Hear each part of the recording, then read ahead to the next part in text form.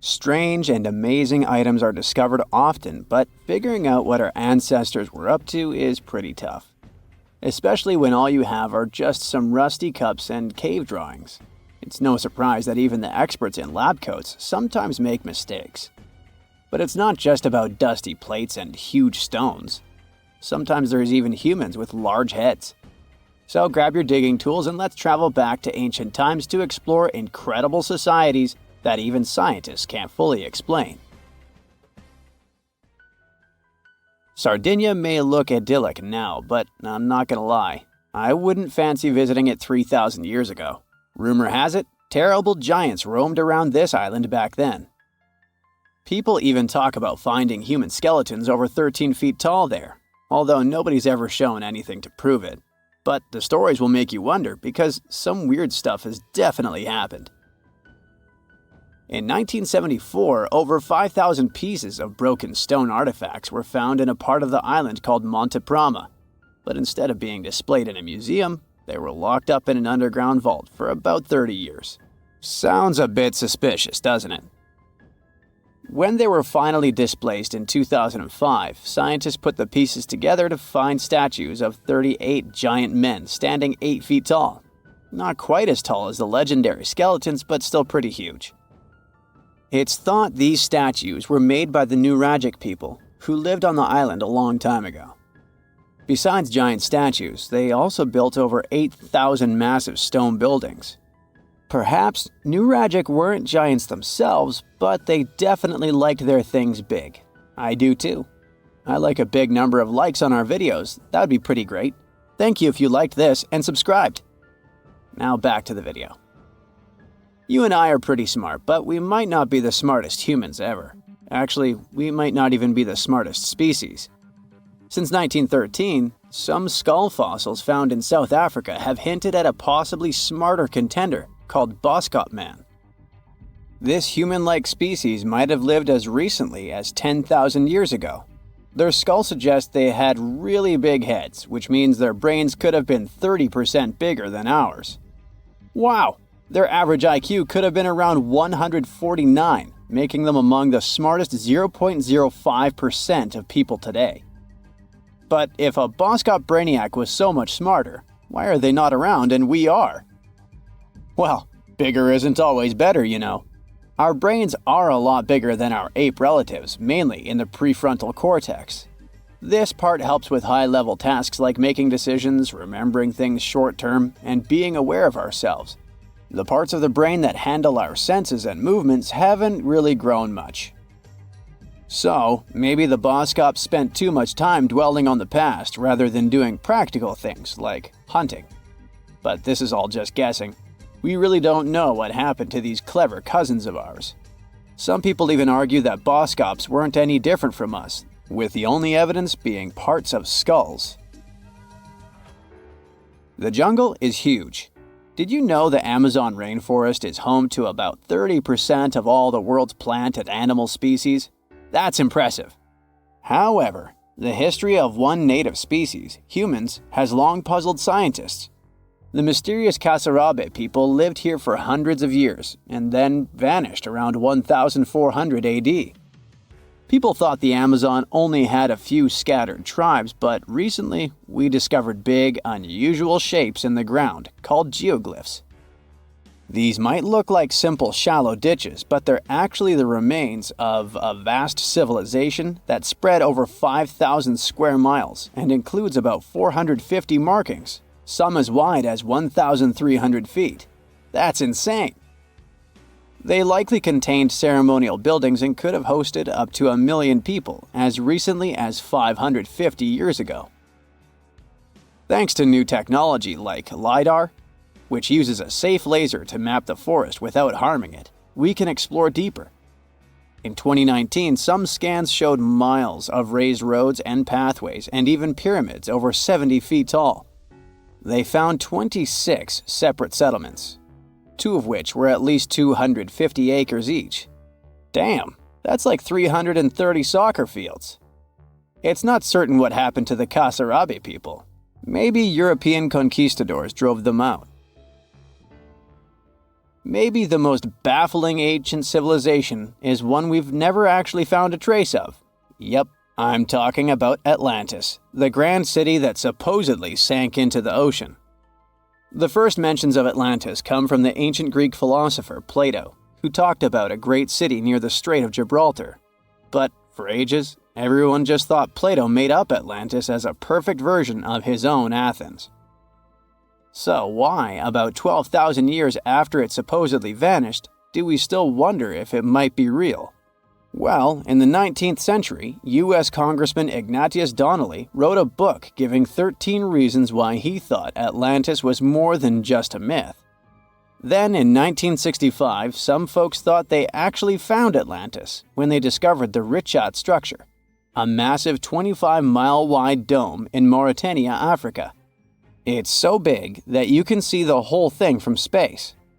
2 astronauts flying over the Sahara Desert spotted this giant eye staring back at them and thought they'd made the discovery of a lifetime. Unfortunately, there's no solid evidence linking this structure to Atlantis.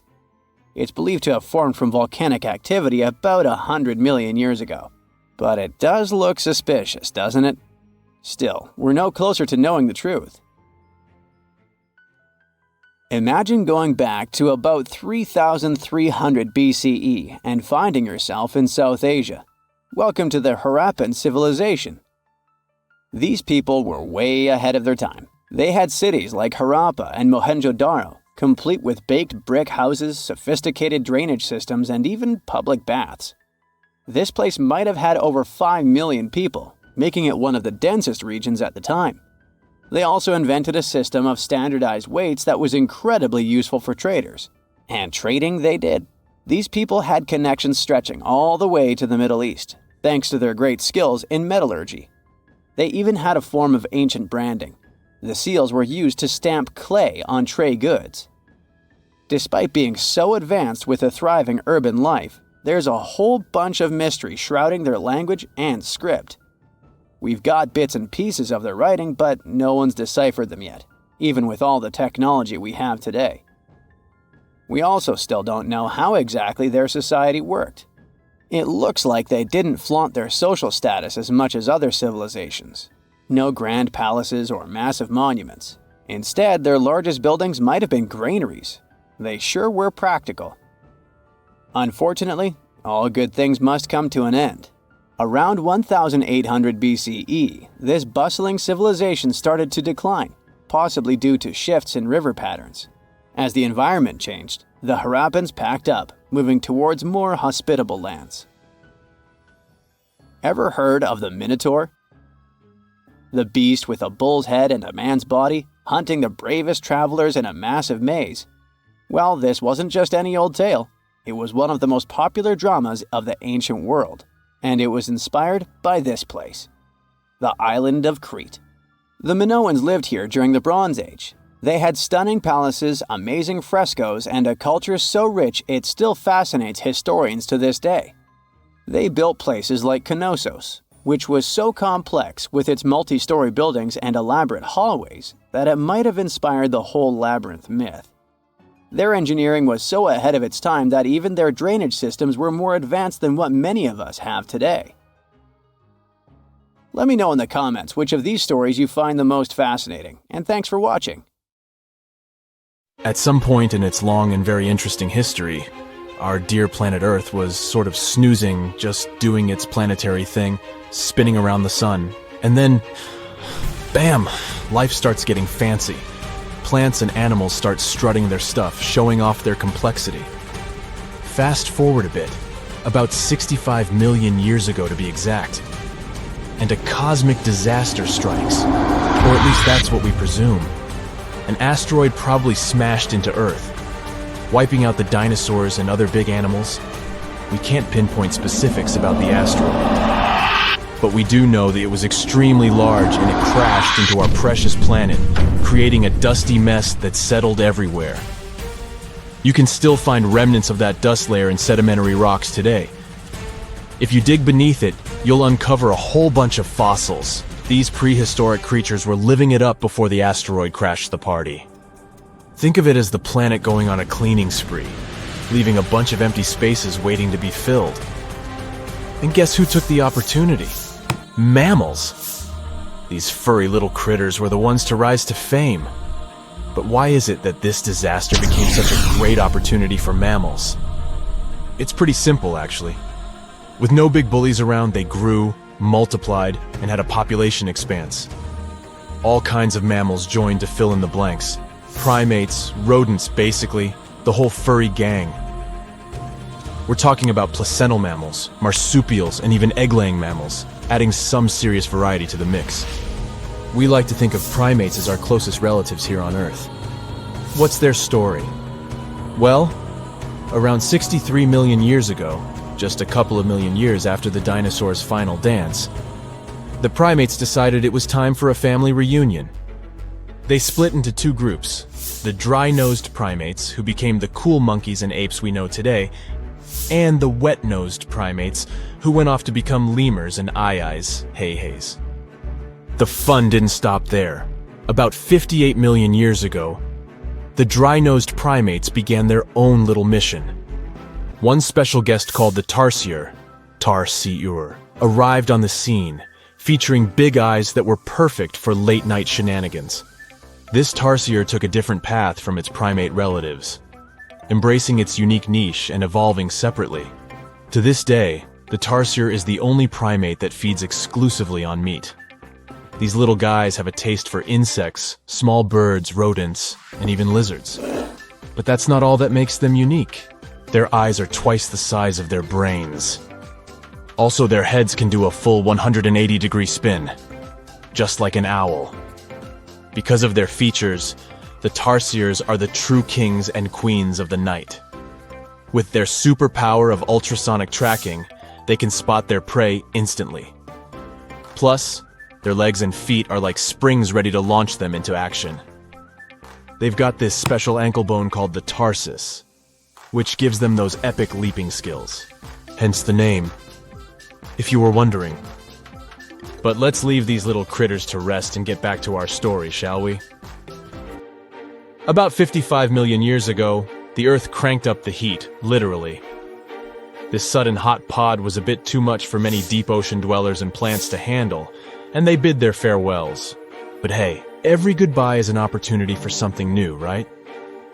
The oceanic mammals known as cetaceans, saw their chance and took it. They splashed into those empty niches, becoming the rulers of the sea. In this category of creatures, you can find the blue whale and the dolphin. A special primate guest made an appearance around 47 million years ago. Scientists now affectionately call the fossil of such a creature Ida. This little wonder caused quite a stir, initially hailed as the missing link in human evolution. But here's the hilarious part. It turned out Ida was not one of us dry-nosed primates, but a cheeky wet-nosed one. Moving forward to 40 million years ago. This is when another big event happened in the primate world. The New World monkeys, our distant cousins, decided to take a different path and branch off from our lineage of Old World monkeys. They packed their bags and set off to conquer South America, where they're still living it up today. What's the difference between the two, you might ask? Well, one crucial thing that sets them apart is the fact that the Old World monkeys had nostrils that pointed downwards. Around 25 million years ago, another troop of apes entered the scene, and these guys had something special, the lack of a tail. These unique creatures would go on to become our closest relatives. We're talking apes and great apes, the cool gang who share a whole lot of genetic similarities with us. The first ape to break free from the monkey madness was the gibbon. About 18 million years ago is when this little acrobat swung into the picture. A few million years later, the great apes made their grand entrance too. Orangutans were the pioneers, venturing into the wilds of southern Asia. We're getting closer and closer to the present. It was 7 million years ago when the great apes took a major fork in the evolutionary road. One path led to our ancestors, the future Homo sapiens, and the other path led to chimpanzees and bonobos. These two primate branches remained united for a few million years before finally going their separate ways. 5.6 million years ago, a game-changing ape called Ardipithecus made its way into our evolutionary history. It had a special talent, bipedalism. That's right, this was one of the first apes to walk on 2 feet, probably making its primate buddies raise an eyebrow or two. The real showstoppers, however, arrived around 4 million years ago, the Australopithecus crew. These were the earliest members of the Hominina hominina subtribe, our tribe. What made them so special? Well, probably the fact that they brought some serious tools to the game. Stone tools, to be precise. It seems that at some point in their evolution, these clever primates started using stones to make their lives easier. Now here comes a crucial turning point in our story. About 2 million years ago, our ancestors faced a food shortage. Survival of the fittest was the name of the game, and 2 strategies emerged. Group 1 went for stronger jaws, allowing them to chomp on tough foods like nuts. Group 2 had a different idea. They opted for weaker jaws, but bigger brains. They wanted access to a wider range of food options. Obviously, the bigger-brained group took the prize. And here's where our gang comes into play. Around 2.5 million years ago, a type of primate also known as handyman made its mark on history. These clever beings had larger brains and knew how to put those neurons to good use. About 1.9 million years ago, a new star emerged, Homo erectus. These creatures not only walked upright, but also had brains that were almost twice the size of the handyman's. They took the world by surprise, becoming the first of our direct ancestors to venture out of the African continent. They even knew how to tame fire. Approximately 700,000 years ago, the world witnessed a culinary revolution.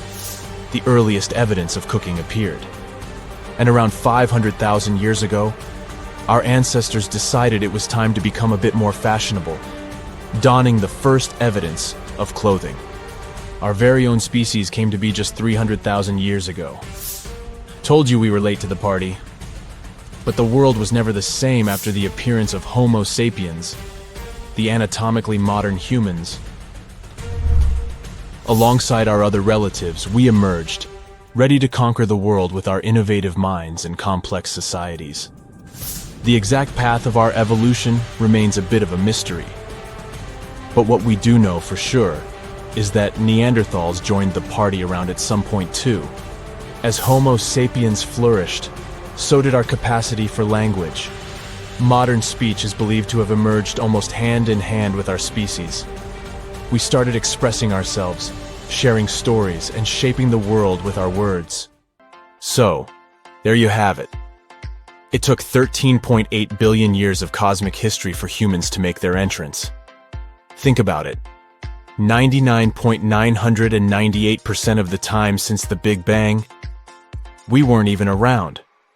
Our species, Homo sapiens, is the toddler of the Earth's family, existing for just the tiniest fraction of the universe's timeline.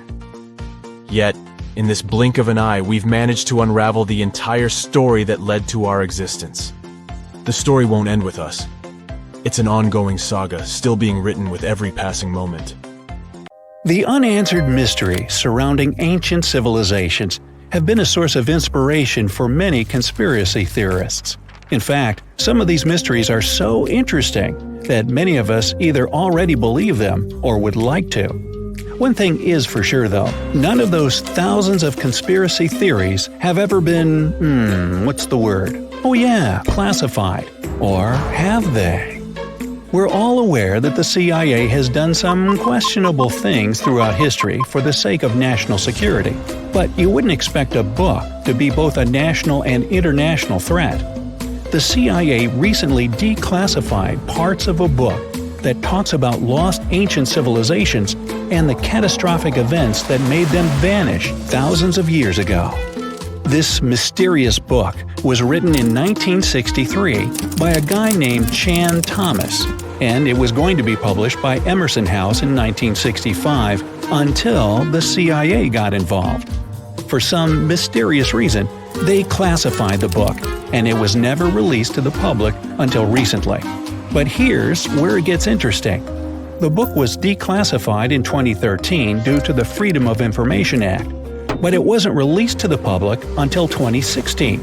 And what was released truly raises a few questions. The original version of this document was 284 pages long, but the PDF essay that was released was heavily censored, with just 57 pages, which makes it 1/5 of the whole document. The pages were edited before they were released to the public in such a way that you wouldn't even notice that the other pages were missing. Now, no one really knows why this book was classified in the first place, but it has some interesting content from what I've gathered. The author of the book had quite the imagination and a huge love for ancient civilizations. And even though what he had to say is very thought-provoking, some of it is just bizarre. He believes that our planet is locked into a never-ending cycle of pole shifts and Earth crust displacements that are responsible for the mass extinctions of many civilizations which existed more than 6,000 years ago, even before the Sumerians. He believed that these events caused more damage to the Earth than meteors, and he bases this theory on a few artifacts that exist around the world but weren't really noticed until recently. But I'll get into that in a bit. Those mass extinctions that the book talks about include the end of the Ice Age, when huge 2-mile-thick ice sheets disappeared from northern Europe, Northern America, and Canada, and caused 100 species to go extinct. And here's how the author illustrates his hypothesis. He believes that there was a geomagnetic pole shift which caused catastrophic changes to both the atmosphere and the Earth's crust, resulting in the extinction of many civilizations over time.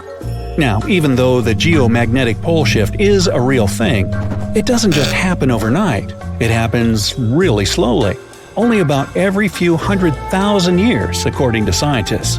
But it's a bit more complicated than it sounds.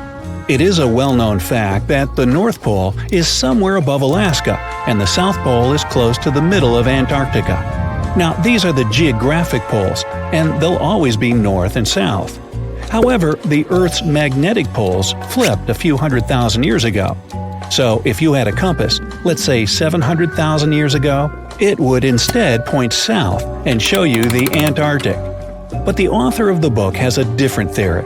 He believed that the flip of the north and south magnetic poles doesn't happen every few 100,000 years, but every 12,000 years, and that this flip occurs in just a few hours, causing a catastrophic apocalypse. He thinks this happens as a result of an explosion inside the Earth's core. This explosion causes the magnetic poles to flip, but it also causes the Earth's crust to move. According to the book, due to these catastrophic events, a lot of the Earth's continents that were submerged underwater rose above sea level in just a few hours. Now, here's where it gets interesting.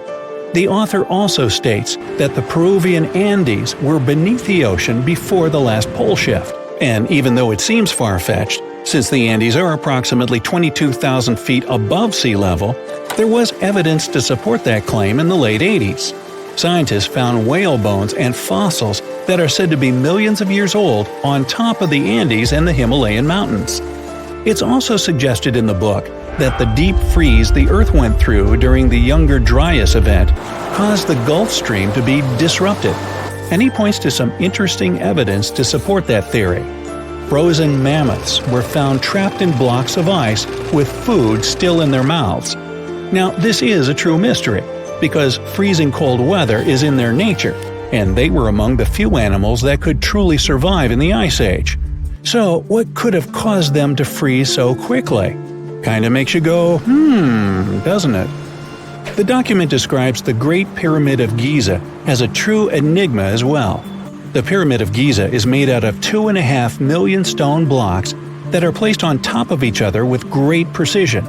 It's close to 750 feet wide and more than 450 feet high. To this day, we're still not able to explain how it was constructed, and it's quite difficult to understand the internal design as well. On the inside, the pyramid has no similarities to the other pyramids, and, despite popular belief, there were no mummies found in any of them. If you think that's a bit weird, wait for the next one. There are absolutely no hieroglyphs found in any of the pyramids, and that goes both ways. What do I mean? There are also no pyramids, or anything that resembles a pyramid, in any hieroglyphs either. Mr. Thomas believes that the pyramids were created hundreds of thousands of years before the Egyptians by a civilization that went extinct. Speaking of civilizations, in his book he even mentions the Greeks. He claims that in Greece, there was another ancient race of people that went extinct as well. He claims they were extremely tall with blue eyes and blonde hair, and had access to advanced technology that the Greeks couldn't have known about in their prime. Now, before we drift too far away from the stone blocks, let's talk about another mystery, the temple in Baalbek, Lebanon, and its ginormous foundation blocks. Those stones, which make up the Heliopolis, were also used for the temple in Rome. The foundations of the temples are made of 900-ton trilithon stones, and according to the author, this is proof that there must have been a lost ancient civilization with advanced technology. Now, most archaeologists claim that those stones were made by the Romans. However, there's no evidence to support that. The Romans didn't have the technological equipment to make the stones or lift them. So, you might think, what if they just made them in that place right then and there? Well, those stones were also lifted 30 feet high and were placed next to each other with mathematical precision. And let's not forget about the blocks on top of the Heliopolis in Lebanon, which weigh about 800 tons each. But wait till you hear the next one. The Romans don't even credit themselves for these stones. They claim that they built up the sides, but they don't take credit for the extraordinarily large and heavy foundation stones. The author also makes an interesting point about the distance between the Roman capital and Baalbek in Lebanon. Why would the Romans build the world's largest monolithic stones in such a remote area, and so far away from their capital, and never take credit for it? Well, folks, it's a mystery to me. Now, let's move on to the most intriguing enigma, Easter Island, which is located in the middle of the Pacific Ocean, or nowhere, if you will. The author questions how people found it or even settled in such a remote island that long ago. One of the signifiers of Easter Island are the Moai statues, and the mystery surrounding who they depict and why. What's an even bigger question is how they were created, moved, and positioned in the places they were found. According to this declassified document, Easter Island was part of the now lost continent named Mu, and it was sunk in the Pacific Ocean in a disastrous cataclysm that happened during one of those pole shifts. The continent of Mu, according to the book, was as big as South America, and what we now call Easter Island is just what's left of that continent. The author also believes that this is what happened with the lost city of Atlantis as well. Plato is even quoted about this, saying that the whole city of Atlantis sunk miles beneath the waves within just a day. Even though the whole story sounds very intriguing and makes some interesting points, we know that, scientifically speaking, a cataclysmic pole shift causing entire civilizations to go extinct isn't possible. Don't hold your breath, but we're very close to hitting a major milestone in human history. Some scientists say the next couple of centuries will be a make or break situation for us. Will we be a measly Type 0 civilization forever? Or will we blast off into the stars like the boss-level beings we are? Don't know what a Type 0 civilization is? Let me explain. As our species gets bigger and smarter, our energy needs go through the roof.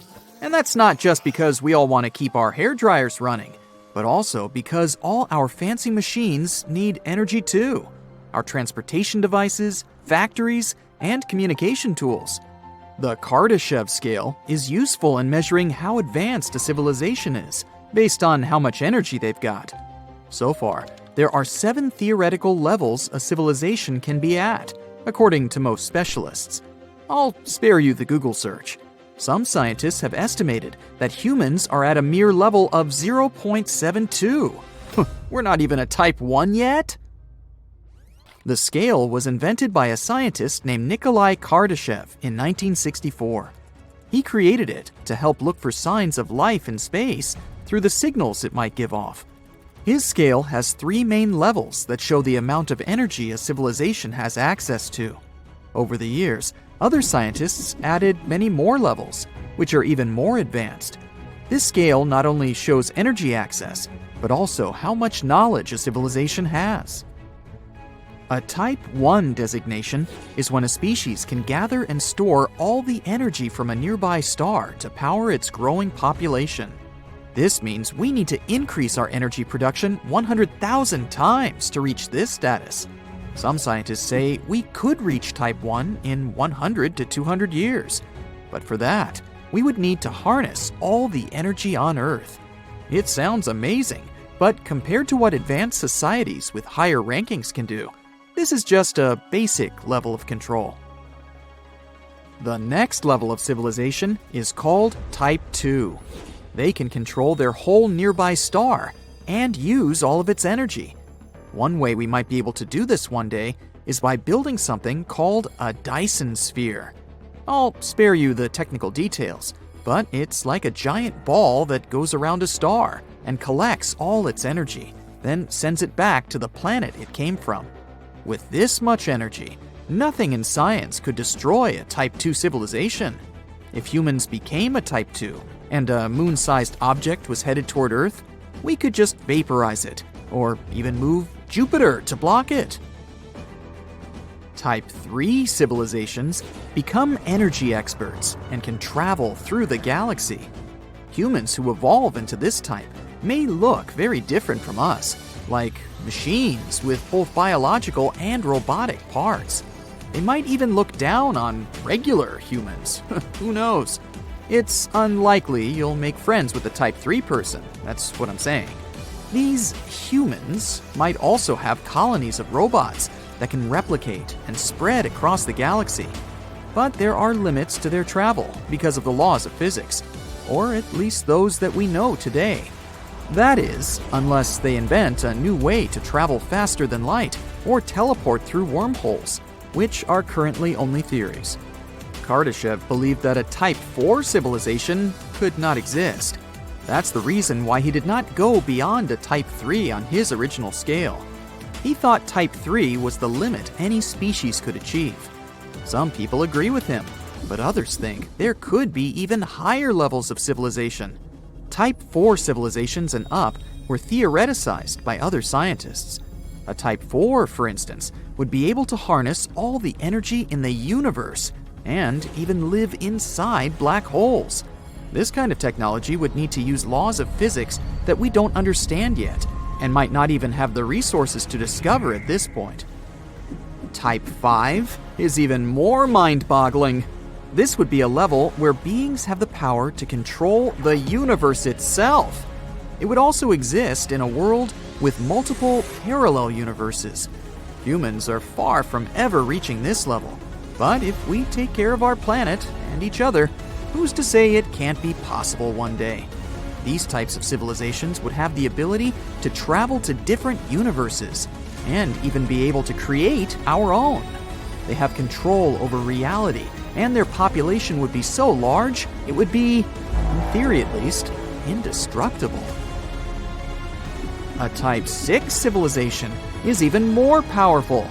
They would have the means not only to create and travel to other universes, but also to control the basic functioning rules of these worlds. They would exist in a lot of different universes at the same time, and they could affect all the laws of physics as we know them. They also exist in many different versions of space and time, with different pasts and futures. A civilization that is categorized as a Type 7 or K7 is capable of traveling and controlling the entire omniverse. The omniverse is a term that refers to every universe, dimension, and reality that exists. This level of power is thought to come from an individual rather than a civilization, as the civilization would have merged into one entity that is all-knowing, all-powerful, and present everywhere. Okay, let's slow down for a bit. Before we reach all these incredible levels, we at least need to become level 1, right? But what would that take? Right now, Humans are not advanced enough to be considered a Type 1 civilization because we only use a few sources of energy, like wood, coal, and oil. But there are many other sources out there that we haven't discovered or used yet. We'd need to rely solely on renewable sources, like wind, sun, and water for our energy needs.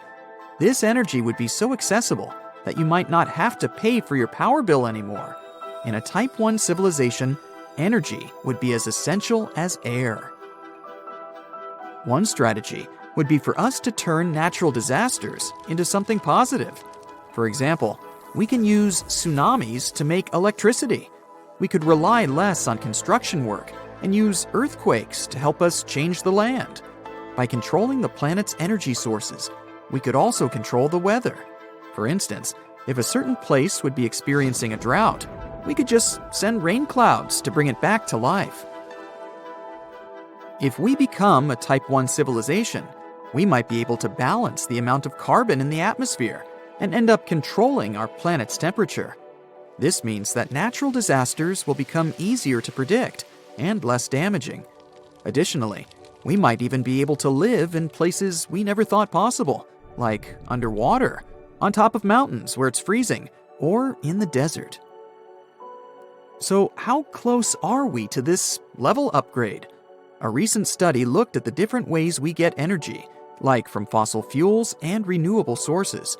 Problem is that each way of getting energy has its limitations. For some, we have limited materials. For others, at least for the time being, the costs are too high. So the team behind this study took a careful approach to make precise calculations. They found that we can reach a high energy level, but it won't happen until the year 2371. This study shows just one way we can become an advanced civilization, but it's also possible that we'll get there in a completely different way. Also, let's not forget, the first rule in becoming an advanced technology is to not become extinct. I know that sounds a bit redundant, but in our quest to harness all the energy this planet has to offer, we also need to protect it to the best of our abilities. Until we manage to travel to the edges of the universe, Earth is still the only place we call home. Space travel has come a long way since Sputnik was launched into orbit in 1957. Since then, we've sent humans to the moon, set up the International Space Station, and even sent robot spacecrafts to explore other planets. But there's still lots more to discover and achieve in space. So, what are our current plans? What technologies are we developing now? And what awaits humanity in the next 100 years? Let's find out, shall we? First of all, artificial intelligence. Fun fact, my high school history teacher claimed this is what I had as per my test scores. Right now, humanity is actively engaged in the development of artificial intelligence, and we've already made a bunch of breakthroughs in this area. With the help of AI, we're going to be able to explore the cosmos like never before. Think about it. AI can automate and optimize tasks like mission planning and data analysis. Now, human astronauts can focus on more important things, like looking for some non-human astronauts. Plus, AI can control and operate spacecraft remotely, reducing the need for risky human missions. And that's not all. This super smart technology can also provide unique perspectives and insights that humans might have missed. AI could also help us understand the data collected by space probes. In short, the use of AI in space exploration will help us learn more about the cosmos and make exploration more efficient and cost-effective. And this isn't the only thing that will help us in conquering space. Next, reusable rockets. Gone are the days of one-time use rockets. These days, reusable rockets are taking over the space industry. Not only do they save money, but they also make space travel more accessible to a wider range of people and organizations.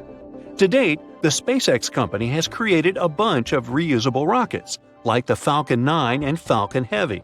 They've completed many successful missions to the International Space Station and beyond. Blue Origin has also made great progress in reusable rocket technology with the New Shepard. It's even planning to take paying customers on trips to space soon. Alright, So these cool technologies will help us get up there. But what are we going to do next? Moving on to building settlements beyond Earth. Space colonization, here we come. The possibility of establishing colonies on other planets, such as Mars, is a dream that has captivated humans for decades. And now it's finally within reach. But before we start packing our bags, here are a few obstacles we need to overcome. For starters, getting to Mars is no easy feat. It's a long journey that could take months, if not years. So first, we need to figure out how to keep humans alive and healthy during the trip. Now, once we get there, we'll face even more challenges. The harsh radiation and extreme temperature fluctuations are just a couple examples. Living and working in space isn't easy either. We need to make sure that everyone has what they need to survive. It's not like you can just go to the store for supplies. So we'll have to build systems to provide food and water, create some advanced transportation, and maintain all of that in good condition somehow. Finally, let's not forget about the most important thing: money. Building and maintaining a settlement beyond Earth is no small feat, and it will take a lot of resources and cooperation to make it happen. But there are still great benefits in living in space. It opens up many opportunities for scientific research and exploration. We'll be able to learn more about the universe and our place in it. So, no dream too big. Even though it's a big challenge, it has the potential to be really rewarding for humanity. That's why private companies and space agencies are already working on plans to send humans to Mars and potentially even terraform the planet. Actually, let's talk about that. Terraforming. The dream of turning a barren, inhospitable planet into a habitable paradise. Sounds like something straight out of a sci-fi novel, right? Well, believe it or not, by using advanced technology and resources, we could potentially turn deserts like Mars into beautiful Earth-like worlds. But here we also have a few hurdles to jump through first. Terraforming isn't exactly a quick process. It would take lots of time and resources to make any significant changes to a planet.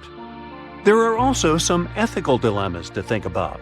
If we start trying to change the Martian ecosystem, we could potentially wipe out any existing life forms. Imagine if someone did that to us. Actually, we've been doing it to ourselves. And finally, there's the cost. Terraforming would be a major expense, and it's not clear who would foot the bill. It would likely require the cooperation of multiple countries and organizations. But even with all these challenges, this is still an exciting prospect. Who knows? Maybe one day we'll be able to turn Mars into the ultimate vacation spot. And that's just the beginning, because we won't stop at Mars. Our next goal is asteroids and other celestial bodies. Now picture this: you're floating in your spacesuit, mining an asteroid for some seriously valuable resources. You strike gold, or rather a shiny vein of platinum, and head back to Earth to sell it for a fortune. And with the money, you fund even more space mining expeditions, becoming the ultimate space tycoon. But seriously, space mining could be a game changer for space exploration and the economy. Imagine being able to extract water from asteroids to sustain human settlements on other planets, or mining rare minerals to use in high-tech industries back on Earth. The economic benefits could be massive. Of course, there are also challenges to overcome. We'll need to figure out how to safely and sustainably extract resources from asteroids. We also need to make sure that space mining is done in an ethical and fair way. But once we deal with all this, it'll change our lives forever. So let's get to work. But once we've mined everything, what awaits us next?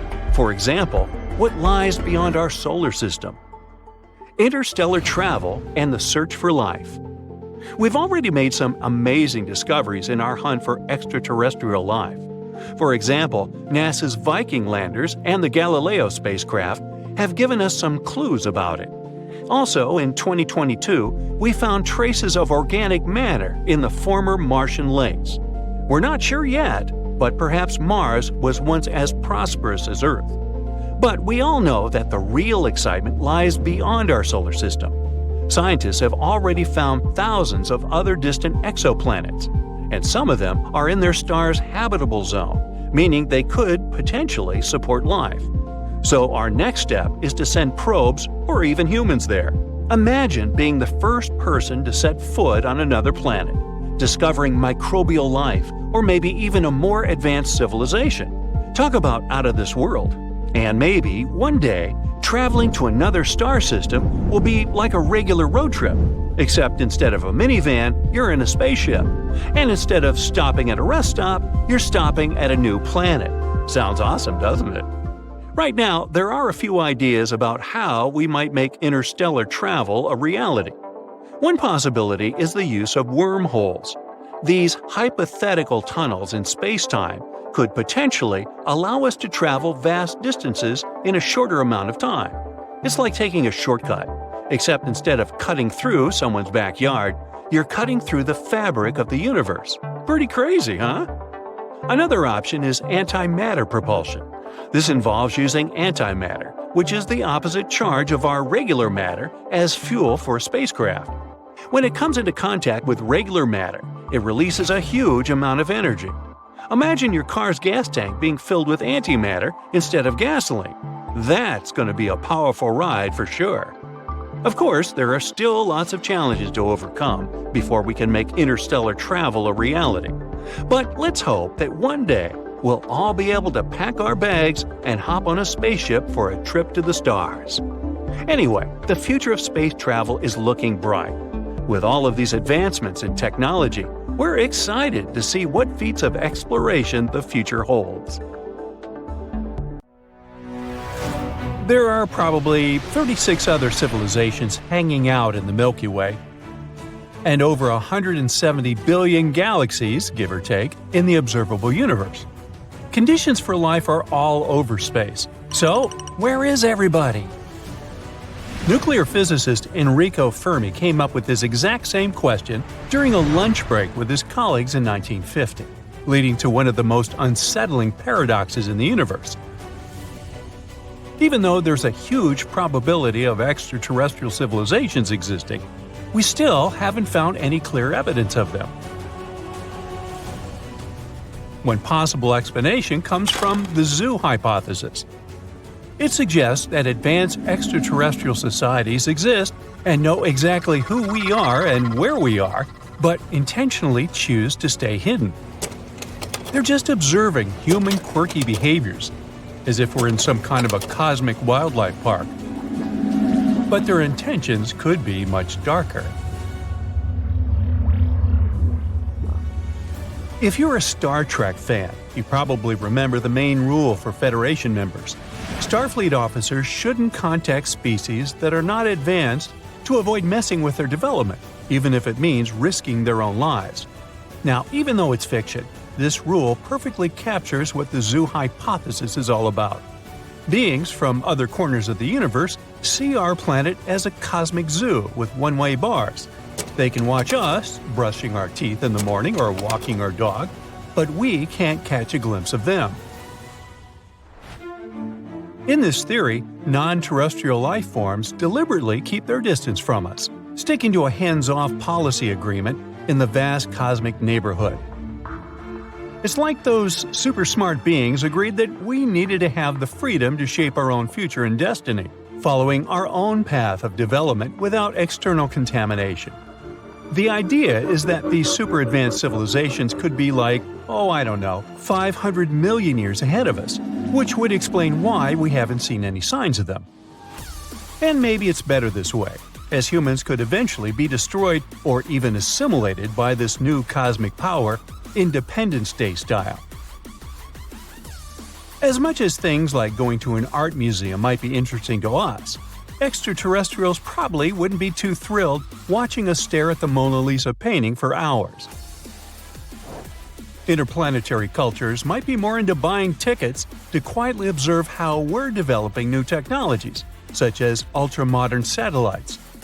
According to the zoo theory, they can't reach out to us until we hit a certain level of development, so improving our technology and wisdom could be the only way to show them that we're mature enough and don't need their spaceship parenting anymore. There are a couple of reasons why it's hard to buy into the zoo hypothesis. Extraterrestrials might not visit or reach out because we're not all that advanced. But it is tough to explain why they keep ignoring all our attempts to communicate. Even if the zookeepers try their best not to interfere with animals' lives and behaviors. I bet they couldn't just ignore a bear speaking in loud and clear English about its desire to communicate. So that's pretty much why humans keep trying and trying to provoke some reaction from inhabitants of other planets using radio signals. In 2017, in a valley 8 miles southeast of the Norwegian city of Tromsø, a radar antenna transmitted some specially composed electronic music to potential intergalactic listeners. The target audience was in GJ273, also known as Lyton Star.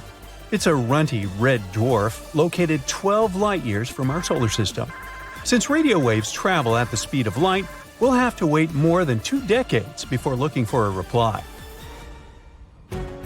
But the main problem with radio waves is that we're kind of in the dark about where to look, and civilizations might be as far as 17,000 light-years away. Plus, we don't know which radio frequency extraterrestrials use to chat. Now here on Earth, we use the radio spectrum to send signals into the universe, assuming that what works for us might be a common method for other civilizations. But in fact, it could be considered a somewhat old-school technique for other beings. That's why current projects are now looking for technosignatures, which are signs of technological activity from extraterrestrials, like city lights, solar panels, megastructures, or artificial satellites. Another potential clue is to study the atmospheres of planets orbiting nearby stars, as an advanced civilization might be altering its atmosphere with different gases, making it detectable. Despite decades of observations, there is still no definitive evidence that advanced extraterrestrial civilizations are out there. But that doesn't mean they don't exist. Even by expanding search fields, we're talking about odds much slimmer than hitting the jackpot, with a roughly 1 in 3 billion chance of finding an advanced civilization within a given distance from Earth. Maybe space creatures are responding to our communication attempts, but in a way that we can't understand. The universe has been around for more than 13 billion years, while humans showed up just 200,000 years ago. And this is about 0.01% of the universe's age. It's like we're still learning to talk, while other super smart beings might be sending us messages that are all lost in translation. We keep waiting for a giant UFO to land on Earth and for green ETs with huge eyes to come out of it. But we forget that our intergalactic neighbors could be more interesting in building nanotechnologies to watch over us. They could also be trying to communicate using neutrinos, which are subatomic particles with an extremely small mass that could effortlessly pass through our planet without being detected by our current technological devices. Now, the zoo hypothesis has another issue. It is pretty tough to believe that, with all these civilizations supposedly hanging out in the universe, they would all decide not to reach out to humans. For this to happen, there would have to be a great sense of structure, with a higher intelligence working as the head of the universe, giving them direct orders and clear rules to keep us isolated. But we're talking about billions of possibilities for life, right? More civilizations mean that there are more chances of a violation of this no-contact rule. So, most likely, at least one independent planet would be just as desperate to find life in the universe as we are. Some scientists also believe that if such advanced life had substantially colonized Earth and many other planets, we would know it by now. The zoo hypothesis has 2 other variations that are even more frightening. In the laboratory hypothesis, nobody contacts us because humankind is actually being subjected to experiments, and Earth is essentially a giant science lab. Other worldly creatures could be analyzing human responses to various survival challenges, such as tsunamis or massive earthquakes. In this case, the no-contact agreement between all other space groups would make a bit more sense, since it's in the name of scientific research for the greater good, at least for them. The planetarium hypothesis proposed in 2001, suggests that we are living in an artificial universe, in some kind of virtual reality designed to give us the illusion that the universe is empty when it's not. But no possible generator could test this hypothesis. Besides the zoo, the laboratory, and the planetarium theories, there is another possible answer to the Fermi paradox. Nobody contacts us because humans are completely alone in the universe. This is known as the rare Earth hypothesis, and it emphasizes how Earth occupies an incredibly unique position. No other planet could bring life to the universe that could be more than just bacteria. We may consider ourselves pretty lucky, as even a small change in any of Earth's orbital parameters, like the distance from the Earth to the Sun or the rate of rotation, could make conditions too extreme for people or life in general. But again, it's hard to think that we are alone in this vast universe. So, we're back to the paradox. Where is everybody? So, how alone are we in our galaxy? Crickets. Yep, we're mostly alone out here. But are there other civilizations lurking somewhere out there in the depths of the Milky Way? Could they possibly have evil intentions and be a threat to us? Hey, like we need more threats. Well, hey, let's have some fun with this. Some theorists reviewed humans' history and past actions toward one another. No miscongeniality awards there. And assuming they were somehow like us, used this to calculate the probability of space invaders. They determined that there could be 4 evil civilizations in our galaxy. The 4 could be eager for intergalactic domination, or maybe just for a good game of dominoes. They could be highly advanced in technology, or they've only just invented an evil version of game consoles. To understand how advanced these cultures could be and what to expect, there is a way to define their threat levels. A method called the Kardashev scale analyzes intergalactic nations' possible abilities. With 3 different levels, it reviews the amount of energy a civilization could take from their star, indicating their tech level. This only includes those that have reached interstellar communication. So any other beings out there using, let's say, space pigeons will of course be excluded. Type 1 shows that they can harness the energy from the sun, but only from what is received within their own planet, like solar power panels. Type 2 is where they can use the energy directly from the sun, like through a Dyson sphere. It's used to harness all of the sun's energy, having been built entirely around it. And lastly, Type 3, where civilization can use all elements provided by the galaxy, with the power to not only harness the energy from stars, but also black holes, even the central supermassive one. These levels are important to assess how advanced civilizations could be out there. The Milky Way is estimated to be around 13.6 billion years old. Modern humans have only been around for the last 200,000 years, and we're only a Type 1. It's scary to imagine the time other beings have had to develop. We're considered a bit of a late bloomer in comparison. Earth is, shall we say, late to the party because we're located on the outer arms of the galaxy. Mathematicians posit that more centralized star systems have had more time to progress. Now, with that in mind, how common would other intelligent beings be in the galaxy? With all the life-ending events Earth has survived, it's a miracle to have a planet like ours, and that we would be unique. Or are we? Well, there are 100 trillion stars in our galaxy, and there are up to 200 billion planets, with an estimated 300,000 exoplanets capable of sustaining the kind of life we know about. From those habitable planets, how could we tell which ones have other beings eager to send us an email? No one's had the time to individually count, of course. The Drake equation can give us some rough numbers if we take averages of a few key factors. It breaks down the criteria of how many planets with life are intelligent enough to make communication. The numbers are huge, considering how many stars might have planets. And from there, we distill it down further to those within the habitable zone in the solar system. This zone is called the Goldilocks zone, as it's not too far from the sun and not too close to it. It's just right.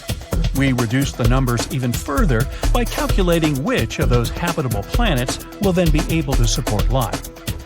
And from those random places, the equation takes the probability of how many intelligent beings will be and if they are intelligent enough to communicate. The criteria is complicated, and so it's not an easy equation to explain. But from its estimate, there could be up to 100 million planets with intelligent civilizations. But just like with Earth's history or struggles, these civilizations may also have their own challenges. World-ending events should be thrown into the equation, like asteroids, solar flares, supervolcanoes, and supernova. They could also destroy themselves through technology, like AI dominance or nanotech, or by affecting their own ecosystems and running out of resources, or by just acting stupidly. If we take these into the equation, the remaining living civilizations could be around 15,000. But what could they possibly want from humans? We do have an abundance of rare earth materials that could be of value, ready to be harvested and easily collected. Besides an appealing vast amount of water they could suck dry, hydrogen is a required element of rocket fuels. Though these things aren't exactly rare in the galaxy and could be harvested easier from other closer solar systems or asteroids. Our technology might be intriguing to them. Our range of innovations on Earth, invented while being isolated in separate countries, help provide different technology paths around the world. Other civilizations could have followed a completely different route, and didn't learn the importance of many things we have here on Earth, like karaoke. The same goes for applied sciences, where they may have evolved in different atmospheres with different elements. Their science would be mainly affected by that, and ours would provide them with more knowledge. Then, there's one of the rarest things in the galaxy, that Earth can support life. This would be very useful for an intergalactic traveler, rather than going through the long process of terraforming an unlivable planet. Why not just take it? With a cozy outpost, it would be a lovely little holiday destination when they need some time off from conquering other civilizations. Fortunately, they wouldn't be interested in eating us, or probably wouldn't have an appetite for anything on Earth. They would need to have similar biochemistry and require the same enzymes to process the molecules we're built from. Whew! But the most likely thing they would want is to remove any competition. The biggest threat to them is anything that would provide a challenge to their domination. But before you get too frightened by these evil civilizations, this was based on human behavior. It's possible that any beings out there could lack or avoid many of our human emotions. For instance, their capacity for anger might be limited, or they could have evolved without it. They could come from a world with a history so different from ours that they could be overly trusting, making us the bad guys. But again, they may also lack empathy and other positive traits we have. Well, let's hope they only have our nice traits. Luckily, there's a big thing that separates us from everything else. The galaxy is huge, and it takes a very long time to go anywhere, even to our closest solar systems. The fastest thing we've sent into space is the Galileo probe, which travels up to 100,000 miles per hour. Even so, it would take 72,000 years to reach the closest star system, Alpha Centauri. Still, with a newly proposed laser-guided probe that could travel at 1/5 the speed of light, it would yet take up to 20 years to make that journey. On a larger scale, the Milky Way is over 105,700 light-years across. If a civilization was even capable of light speed, it would take them hundreds of thousands of years to travel from one end to the other. With a huge distance between the small number of civilizations, the only successful contact would be through advanced interstellar travel.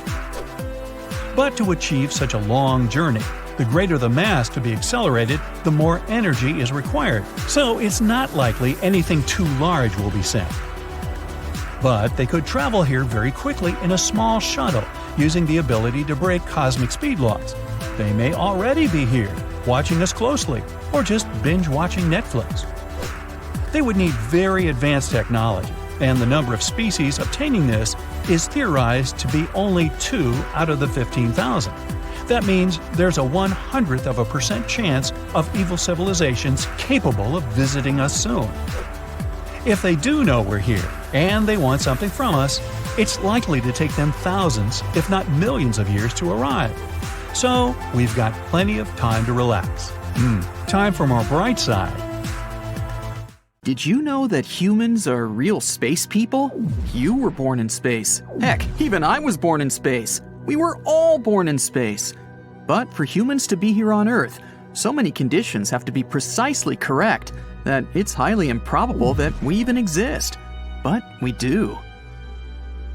First, we, and any other space creatures who might be out there, have to live on a planet orbiting a yellowish white star, not a red star or a blue star. Not a blue star, because they burn out too quickly. In a few million years, there wouldn't be time for evolution to do its relatively slow magic and produce intelligent beings. Blue stars also tend to swell up and turn red when they collapse and explode. It makes it highly unlikely that any civilization could prosper near a blue star. Red stars, which are by far the most numerous kind of stars, don't seem like good prospects for intelligent civilizations to orbit around either.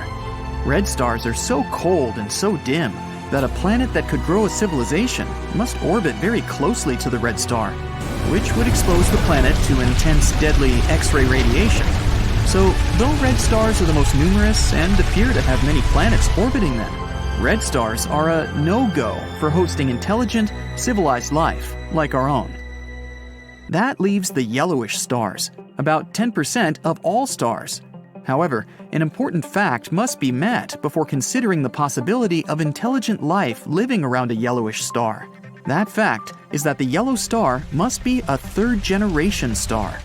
Only third-generation stars will contain sufficient chemical diversity to sustain advanced life forms. Each time a star explodes, heavier, more complicated elements are created. The explosion expelled these elements and eventually found their way into a nebula. Gravity within the nebula will gradually form the next generation of stars, and so on. Our bodies need calcium for our skeletons and teeth. Our brains need zinc to help create the electrochemical signals that make us move, feel, and think. Our blood needs iron. Therefore, our bodies need to have formed around a third-generation star, and a yellow one. Amazingly, Earth has all the different elements in the universe, all 94 naturally occurring ones, from hydrogen to plutonium. Maybe that's why we're here. And we have to thank our third-generation yellow dwarf sun for that. Why yellow? Because yellow stars burn very steadily by nuclear fusion without significantly changing brightness over billions of years. If our sun became just 6% brighter or dimmer, Earth would become too hot or too cold to sustain civilized life. Fortunately, Earth is in the habitable zone around the sun. The habitable zone is where liquid water can exist on a planet. But that brings us to the second condition necessary for intelligent life to live in space: the planet itself. Recent studies with the Kepler telescope have shown that 1/4 of all yellow dwarf stars may contain Earth-like planets in the habitable zone around yellow dwarf stars. That figure is somewhat debatable. It might be as few as 1 out of every 33 yellow dwarf stars, but that's still a lot of planets orbiting yellow stars in habitable zones. So let's consider the second essential component for intelligent life in space: the planet itself. The planet that would bear intelligent civilization must have many particular characteristics that aren't easy to come by individually, and even more rare to find in combination. Most importantly, the planet must have protection against the star it's orbiting. Because stars shine by nuclear fusion in their cores, gas in the outer shell of the sun, called the corona, gets blown off into space in what's called the solar wind. Our United States satellites take constant readings of the force of the solar wind, which is mainly electrified, ionized, hydrogen nuclei, along with a smattering of atomic nuclei from the many other elements found in the sun. It's not the atmosphere that protects Earth, it's the magnetosphere that stops or deflects the dangerous solar wind, causing aurorae when the solar wind is attracted to Earth's magnetic poles and electrifies the air of the upper atmosphere like a fluorescent bulb. Without a magnetosphere surrounding it, any planet, even those in habitable zones, would be toasted by a constant rain of ionized hydrogen nuclei from its star, A planet with life on it must have a magnetosphere strong enough to deflect the solar wind. Not every planet in our solar system has a magnetosphere. The gas giant planets, Jupiter, Saturn, Uranus, and Neptune, have magnetospheres, but gas planets cannot have civilizations. Of the solid worlds, only Earth and Mercury have magnetospheres, and Mercury is too weak to stop the solar wind because of its closeness to the Sun. Another protective shield that keeps the Earth safe from the Sun is its atmosphere. The atmosphere is about 300 miles thick, with most of it concentrated within just 10 miles of the Earth's surface. The atmosphere protects life on Earth from both the Sun's ultraviolet, UV, radiation, and X-rays. The gas, ozone, which is 3 oxygen atoms bound into a large gas molecule in the upper atmosphere, blocks most of the Sun's UV radiation from reaching the ground. The planet Mars, whose atmosphere is 1,000 times thinner than the Earth's, has no ozone, and the Sun's ultraviolet emissions have totally irradiated its surface. A planet must be able to stop the UV radiation from its star, so the specific composition of the atmosphere is critical for any planet to have an intelligent civilization. We've got it, but it is a rare and precarious mix. The planet must have some part of its surface solid to walk and work on. The planet must have a crust. It's pure science fiction to consider underwater civilizations or floating civilizations in the atmospheres of other planets. A planet's crust must have tectonic plates that move. This movement of tectonic plates creates the subduction of the crust. Subduction is when one tectonic plate slides under or over another, bringing the fresh matter to the surface. This renewal of the chemical properties of the planet prevents chemical equilibrium, where nothing is reactive. Earthquakes and volcanoes also contribute to the process of geochemical renewal. That's right, earthquakes and volcanoes are good. Subduction of tectonic plates, then, is another planetary essential for life. Mars doesn't have tectonic plate activity, neither does Venus nor Mercury. Mercury is one big tectonic plate, but there's no ongoing plate activity other than slight shrinkage. One big reason these planets have no life is that there's no geochemical reactivity because there's no tectonic subduction. And that brings us to the Moon. Yes, the Moon. To say that the Moon keeps us alive may seem like a stretch, but the contribution of the Moon to life on Earth is essential. First, the gravity of the Moon as it moves through space with the Earth not only makes the ocean tides ebb and flow, it also helps the rotation of the Earth to churn or stir the magma inside the Earth. The motion of the magma inside the Earth, with its high metallic content, contributes to the creation of the Earth's magnetosphere. So, the Moon keeps us safe in space by helping Earth become a geodynamo and creating our magnetism. The Moon is the largest moon in the solar system compared to the size of the planet it orbits. Essentially, it's primary. Many people consider the Earth-Moon system to be a double planet, but that's another issue. Another thing the Moon does that keeps life safe on Earth is to hold the Earth steady. Because the Moon is gravitationally locked to the Earth, the Moon acts much like a balance pole does for a tightrope walker. Therefore, the Earth doesn't wobble very much compared to other planets. This wobble is called libration. If the Earth wobbled as much as Mars or Saturn, not only would our weather become chaotic, but farming might have been impossible. These rare or unique astronomical circumstances work together to make Earth habitable for humanity. Many other factors are not astronomical, such as evolutionary, biological, and chemical factors required for life to exist on Earth. The probabilities, or improbabilities, are multiplying. Taken all together, we are very, very lucky to be here. In fact, we're so lucky that we may have hit the jackpot. Considering all the possibilities, it's doubtful that anywhere else in the universe is as fortunate as Earth.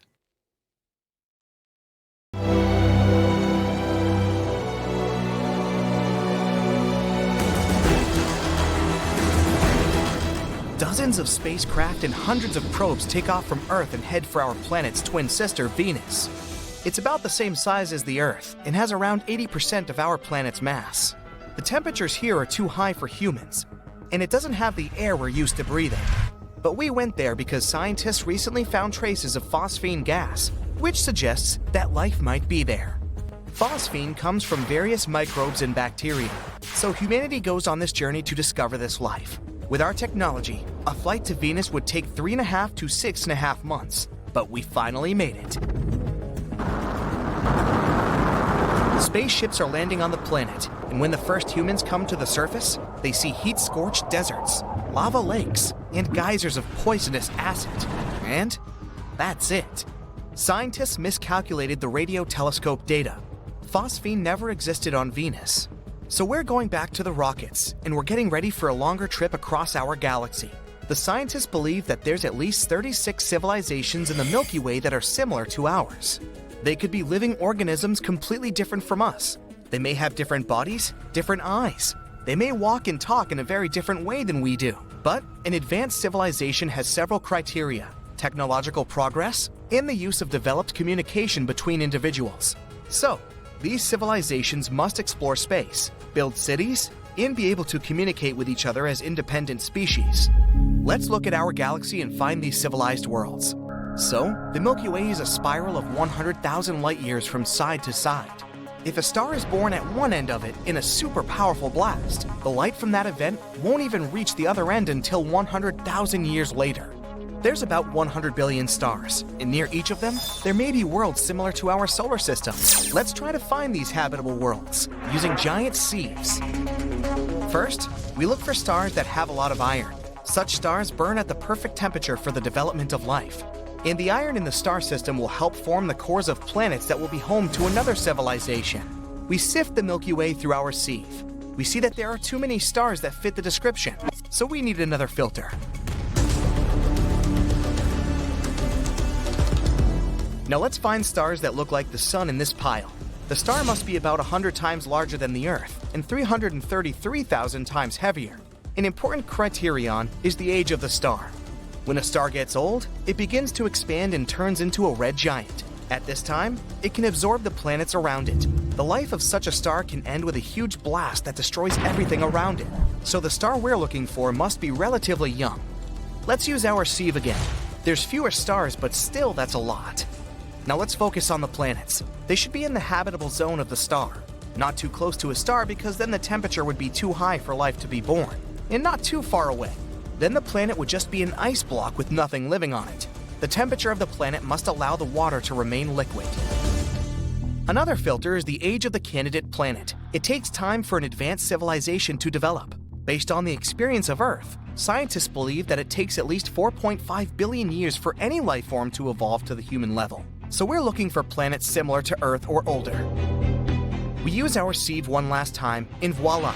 We have 36 worlds where an advanced civilization is possible.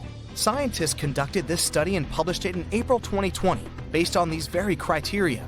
All that's left is to discover these civilizations and make the first contact. We can detect such a civilization by using radio waves that come from it. Suppose there's a planet A with primitive living organisms on it. Millions of years of evolution, and they'll become a civilization with advanced technology. Radio waves will be the way they communicate. Then the whole planet will emit radio waves like a star emits light. And here on Earth, we'll be able to pick up this signal with antennas pointed into space. But there's a problem with the distance between the planets. For example, planet A is 1,000 light years away from the Earth. When planet A starts emitting radio waves, these signals won't reach us until 10 centuries later. We learned to emit and receive radio waves in 1895. And if the civilization on planet A emitted a radio signal at the same time, we won't be able to pick up that signal until 2895. It'll be the same on planet A. We sent a message in the form of a radio signal into space in 1974. In this signal, we encoded our number system, human DNA, and information about our solar system. If there's an advanced civilization on planet A, they'll be able to receive this signal only in 2974. And we'd have to wait another millennium to get a response from them. Another problem with radio waves is that they don't look like a constant glow on the planet, but like a flare. Radio waves are only used at a certain stage of civilization. At first, it's the primary method of communication, but then we begin to use cell phones, cable TV, and fiber optics. And as technology advances further, our radio wave light begins to fade out. So we only have about 100 years of active radio use by civilization to find it. One day we caught a strange radio signal of an unknown origin. Its characteristics suggested that the signal was created artificially, perhaps by an outer space civilization or a passing starship. Further searches for this signal given no results, and this gave rise to many theories and arguments as to what it really was.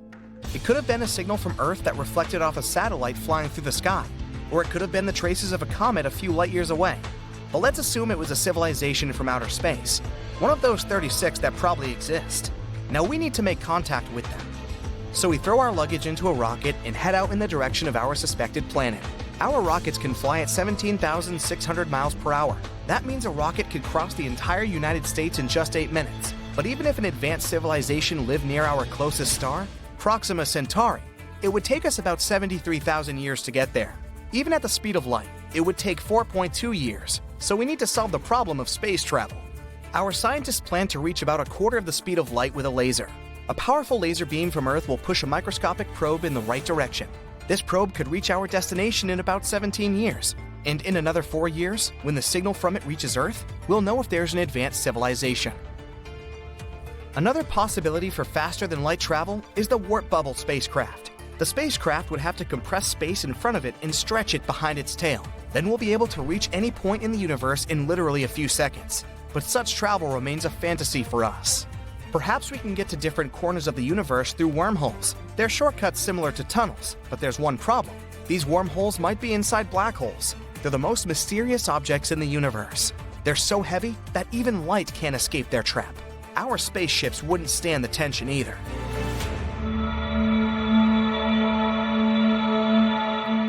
There's also a theory that Earth is unique because it was born under completely accidental circumstances. 4.5 billion years ago, our planet was a block of lava that began to cool and solidify. But its tranquility was broken by an asteroid the size of an entire planet flying by. The collision occurred at such an angle that the Earth was not completely destroyed, but part of the asteroid remained in our orbit. A heavy rock near our planet stabilized Earth's rotation, and the gravitational interaction with the giant debris caused our core to heat up. In addition, the asteroid brought a lot of water to Earth. Such a collision is extremely unlikely. It's like winning the lottery, many times in a row. But so far, we have no reason to believe life in outer space exists. Just as we have no reason to believe that there's no advanced civilizations in the universe, except for ours. Hey, it's possible that Jurassic World is not just a fantasy. Dinosaurs could really be walking, swimming, or flying around somewhere out there, but not on Earth. Some scientists think there may be planets far, far away from our solar system where slightly different versions of T-Rex and other dinosaurs live. They got the idea based on the fact that our planet used to have about 30% higher oxygen levels than today. That's why complex and intelligent life forms like dinosaurs could develop in the first place. They also want to explore basic building blocks that are the reason why we have life on Earth. These building blocks are something we know as amino acids. They make proteins, sugars, and genetic material, RNA and DNA. They're consistent and mainly exist in one shape or orientation. There are two ways they can be oriented, right and left. That means they mirror each other, just like our hands. It's something we call chirality. For life to exist, proteins must have one form, which means they can be oriented right or left. On our home planet, almost all living things, from the smallest bugs to whales and elephants, have amino acids with a left-handed orientation. We're not exactly sure why things are set that way, but there's a theory that's because of meteorites that crash-landed on Earth 4 billion years ago. They brought specific kinds of amino acids and some other organic materials to our planet, and somehow set the pattern we have today. Maybe we could use special telescopes we created to search planets, especially those where conditions are similar to how they used to be on Earth back in time when dinosaurs existed. In that case, it would be better to watch them from a safe distance, because considering what they might look like, researchers say it might be a safer choice. That's a cool idea, but it's still very tricky. The history of life on our planet, especially that of dinosaurs, involved many catastrophic events and mass extinctions. There's always more room for new theories about dinosaurs. One of them says oil comes from dinosaurs. Interesting, but not true. Oil formed from the remains of sea animals and plants from millions of years ago. This was way before dinosaurs appeared. tiny organisms ended up at the bottom of the sea. As bacteria decomposed animals and plants, they removed most of the oxygen and some other elements from them. It left behind only a sludge, which was mostly made of hydrogen and carbon. As time passed, those remains became covered with many layers of silt and sand. When the depth of the sediment increased to 10,000 feet or even more, heat and pressure turned the remains into natural gas and crude oil. It's possible that dinosaurs lived or fell in the sea and later became petroleum in the same manner. But no one has ever found crude oil containing their skeletons. So this is just an unproven theory. Then there's the feathered dinosaur theory, which, unlike the previous one, seems to have more foothold in reality. Back in 2010, researchers found evidence that 100 million years ago, there had been a dino species with ginger feathers. Another group of scientists claimed there had been a different species from 150 million years ago. Those dinos had freckles and reddish-brown feathers on the tops of their heads. The color patterns probably had their purpose. Maybe it was a way to communicate with other representatives of their species or to attract mates. But years later, scientists studied the Microraptor, also called a feathered dinosaur. They realized it had probably been more like a bird than a dinosaur. The key point is how birds replace their feathers.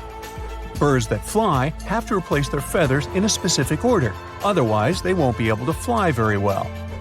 And the Microraptor's fossils showed that this creature had changed its feathers in a similar pattern.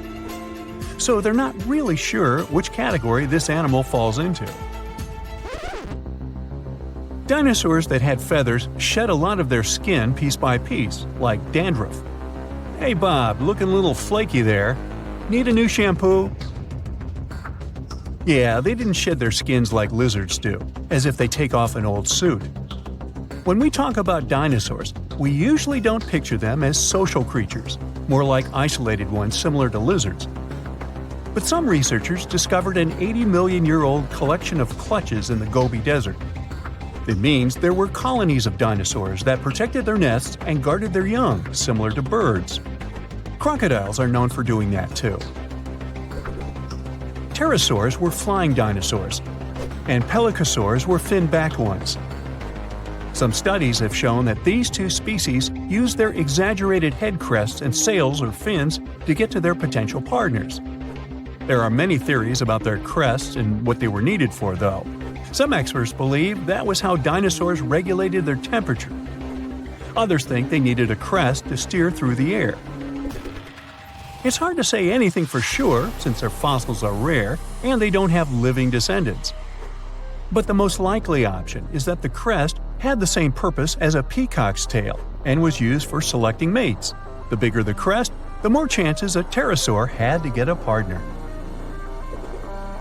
You know theropods, those scary meat-eating predators that are shown in most dinosaur movies?